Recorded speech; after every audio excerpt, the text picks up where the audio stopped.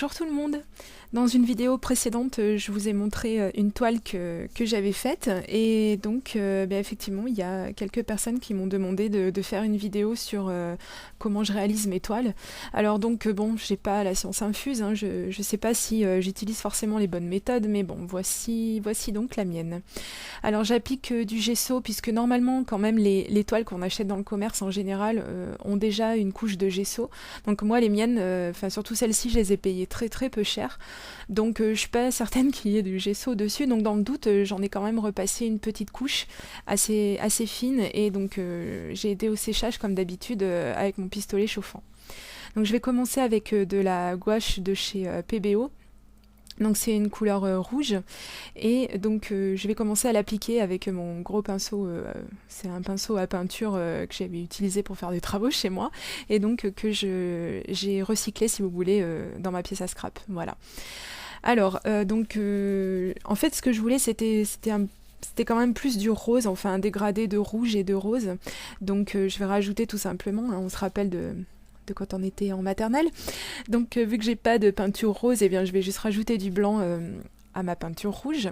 Donc j'ai commencé à l'appliquer de nouveau avec mon pinceau et puis donc je trouvais le résultat un petit peu rigide et pas assez diffusé et fun. Donc du coup comme d'habitude je vais prendre je vais prendre mon éponge et donc c'est pareil, c'est une éponge de recyclage, hein, c'était une éponge pour nettoyer les voitures et comme je nettoie pas ma voiture devant chez moi, donc du coup je me sers de cette grosse éponge que j'ai découpée en plusieurs bouts et donc que j'utilise et que je nettoie régulièrement, voilà. Donc là je vais continuer encore avec de la couleur blanche pour vraiment encore et toujours on va dire illuminer mon fond, voilà. Donc je voulais une couleur rose avec effectivement des points de lumière blanc. Voilà. Donc excusez ma tête en plein milieu, hein, je suis concentrée sur ce que je fais et j'ai pas réalisé du tout que ma tête serait dans le cadre. Je m'excuse. Mais comme je travaille debout et que je filme en hauteur, c'est vrai, c'est pas quelque chose à laquelle j'ai pensé, mais bon, tant pis. J'ai coupé les autres moments où on voit ma tête en plein milieu, donc ne soyez pas inquiets, ça se reproduira pas toujours. D'autant plus que par la suite, je travaillerai de nouveau assise, donc vous aurez plus de problèmes. Voilà, donc comme je vous disais, ça c'est ma technique, hein, il y en a certainement des milliards d'autres, mais la peinture à l'éponge, c'est quelque chose que j'aime beaucoup, beaucoup, beaucoup. On a des résultats vraiment... Vraiment, ah oui, c'est sensationnel. Vraiment, j'aime bien, voilà. Donc je fais également, pensez-y hein, si ça vous dit, après vous n'êtes pas obligé, mais je trouve que la finition est plus sympa comme ça, à travailler également les bords de votre toile. Voilà. Donc ça y est, au bout d'un petit moment quand même de travail, le résultat commence à me plaire, donc je vais encore une fois aider au séchage, puisque je vais commencer à peindre sur ma toile. Donc sinon les couleurs vont un petit peu trop se mélanger les unes avec les autres, et c'était pas forcément ce que je voulais à cette étape-là. Donc j'ai sorti plusieurs types et sortes de pinceaux, de plusieurs épaisseurs, de plusieurs consistances. Et donc j'ai mis de la peinture noire, de la gouache noire, toujours de chez PBO, puisque c'est de la gouache que j'ai depuis un petit moment déjà qu'on m'avait donné, donc je vais l'utiliser. Donc je vais commencer comme ça, plus ou moins à main levée, à dessiner ma forme. Alors pour être tout à fait honnête, j'ai cherché un petit peu sur Pinterest des dessins de toile parce qu'en fait j'avais déjà une idée en tête de ce que je voulais et donc voilà, pour préciser un petit peu plus le résultat, je me suis un petit peu, je vous dis honnêtement, inspirée de Pinterest, mais c'était pas du tout les mêmes couleurs et au final évidemment c'est pas du tout le même rendu puisque je voulais pas faire de copier-coller, on est bien d'accord. C'était vraiment juste pour me donner une idée de positionnement en fait de mon arbre sur la toile. Et aussi un petit peu du travail qu'il allait falloir que je fasse justement sur cet arbre. Donc après, hein, c'est super Internet hein, de ce côté-là pour s'inspirer. Vraiment, on trouve énormément de choses. Alors après, pour s'entraîner, on peut très bien essayer de reproduire à l'identique ou presque une toile ou une carte ou n'importe, hein, que sais-je, une page de scrap ou de art journal. C'est très bien aussi au début de copier, évidemment, puisque de toute façon, personne est né en sachant forcément, ou pas beaucoup de monde, hein, malheureusement, en sachant peindre, en sachant dessiner, etc. Donc c'est pas plus mal au début pour s'entraîner de copier un petit peu le travail des autres. Et puis tout doucement, après, on prend soi-même son envol. Une fois qu'on a acquis certaines techniques, normalement, c'est le chemin habituel, si vous voulez. Donc là, je vais rajouter des branches à mon arbre, hein, évidemment, j'allais pas le laisser comme ça. Donc là, c'est tout du travail. Bon, après, hein, c'est vraiment subjectif. Moi, je suis partie dans ce délire-là d'un arbre un petit peu comme ça, là. Mais bon, après, on peut très bien faire ce qu'on veut sur ces toiles. Voilà. Donc on se sert un petit peu du matériel qu'on a, hein. Moi je suis pas allée forcément chercher du matériel très très sophistiqué pour faire cette peinture, encore une fois. Donc c'est des pinceaux que j'ai achetés également à Lidl, tout comme la toile d'ailleurs sur laquelle je travaille. Donc c'est pas du matériel qui coûte très cher, ça vaut ce que ça vaut, hein, n'est-ce pas? On s'attend pas forcément à avoir des résultats mirobolants avec du matériel qui n'a pas coûté très cher, mais enfin bon. Regardez, là c'est le cas, hein, pour mes pochoirs que je ressors encore une fois, donc je le réexplique pour celles qui ne seraient pas au courant. Donc ça, ce sont des feuilles de rétroprojecteur et de dessus de dossier que j'ai récupérées et sur lesquelles j'ai fait des découpes avec ma silhouette. C'est des découpes qu'on peut faire également avec des perforatrices ou autres, hein, ou au cutter.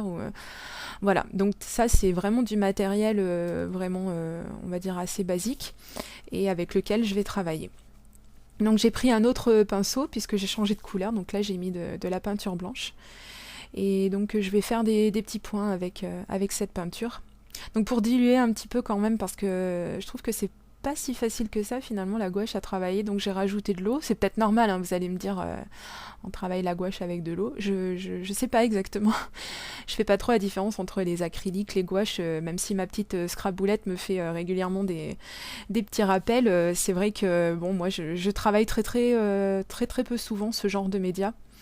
Donc c'est vrai qu'après, voilà, le manque de culture sur la question se fait cruellement sentir, hein, puisque enfin, il y a des moments quand même, on peut arriver à déraper avec son travail, parce qu'en fait on a un média qui peut réagir d'une certaine façon et d'une façon à laquelle on ne s'attendait pas du tout.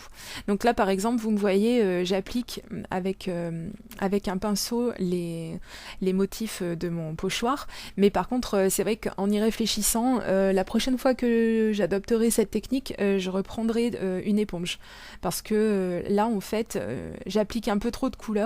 Et au final, on va beaucoup le voir sur les motifs étoiles, la couleur, la peinture a tendance à passer sous le pochoir. Et ça, c'est moche.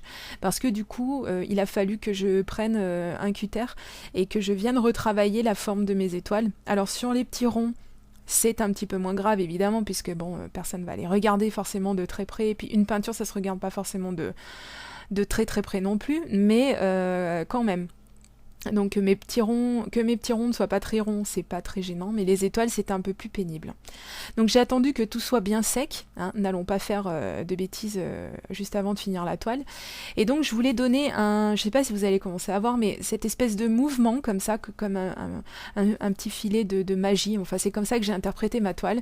Et donc je voulais pas revenir avec de la peinture parce que je craignais d'avoir un résultat un petit peu trop prononcé. Donc j'ai pris tout simplement mon encre Colorbox blanche avec un autre bout de mousse.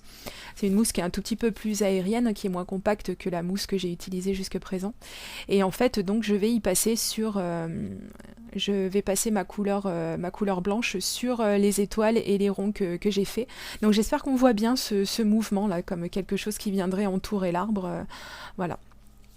Et comme je voulais symboliser quelque chose de très lumineux, eh bien, je vais faire des petits jeux d'ombre sur mon arbre. Et là, je m'en excuse d'avance parce qu'en fait, c'est une partie de ma vidéo qui a disparu. Et c'est bien dommage parce que j'ai vraiment travaillé ça le plus possible. Donc, j'espère quand même qu'on le voit un petit peu là. Et donc, vous le verrez quand même beaucoup mieux sur les photos à la fin de la vidéo. Voilà. Donc là, on voit quand même les endroits. Donc un petit peu, on va dire un petit peu. Et donc pour le mettre encore plus en valeur, cette espèce de petit filet magique qui fait un petit peu le tour de mon arbre, eh bien je vais rajouter, tiens donc, vous en doutiez pas, hein, je vais rajouter donc mes petites gouttelettes comme d'habitude, mes petites tachounettes. Donc là, je trouve enfin, vous le verrez plus sur les photos à la fin, mais vraiment, ça rajoute quelque chose. C'est vraiment très très sympa. Encore une fois, c'est vraiment un effet très très rapide et facile à faire. Et je trouve vraiment que ça donne un effet super. Donc je vous le dis tout le temps, hein, chaque fois que je les mets sur mes créations, ces petites gouttes, ces petites taches. Mais vraiment, c'est génial, ça m'éclate. Et je pense que vous allez me voir encore longtemps les utiliser, ça c'est certain. Donc vu que les premières que je viens de faire ne sont pas sèches, je vais garder ma feuille surélevée comme ça et je vais faire les autres gouttes en tenant ma feuille en l'air. Voilà. Donc du coup je trouvais qu'il n'y en avait pas assez, alors je vais en rajouter encore un tout petit peu de ces petites gouttelettes, voilà. Et donc je vous montre de plus près ma toile qui est quasi terminée. Donc ben voilà, hein, j'ai fait ma toile en face de vous, donc sous vos yeux. J'espère qu'elle vous plaît autant qu'à moi parce que vraiment celle-ci me plaît également beaucoup, donc je pense que je ferai encore régulièrement des toiles.